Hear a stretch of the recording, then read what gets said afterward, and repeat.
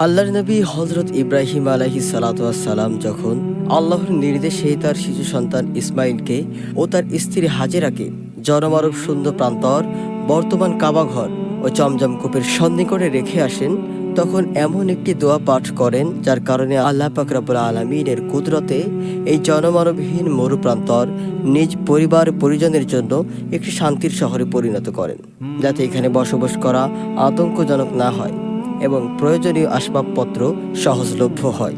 শহরটি যেন হত্যা, লুণ্ঠন, কাফিরদের অধিকার স্থাপন, বিপদ আপদ থেকে সুরক্ষিত ও নিরাপদ হয়।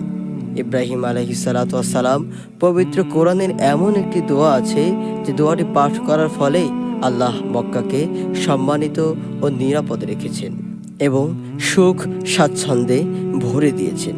সম্মানিত দর্শক, চলুন জেনে নেওয়া যাক কোন সেই দোয়া যে দোয়াটি তিনি পাঠ করেছিলেন। দোয়াটি হলো, রব্বি জাআল হাযা বালাদান আমিনা ওয়ারযুক আহলাহু মিনাস সামারাতি মান আমানা মিনহুম বিল্লাহি ওয়াল ইয়াউমিল আখির। অর্থ, হে পরওয়ারদিগার, এই স্থানকে তুমি শান্তির স্থান করো এবং এর অধিবাসীদের মধ্যে যারা আল্লাহ ও কিয়ামতের প্রতি বিশ্বাস করে তাদেরকে ফলমূল দ্বারা রিজিক প্রদান করো। ভালো লাগলে অবশ্যই সাবস্ক্রাইব করুন এবং আমাদের অনন্ত পথ চলার সঙ্গী হয়ে যান।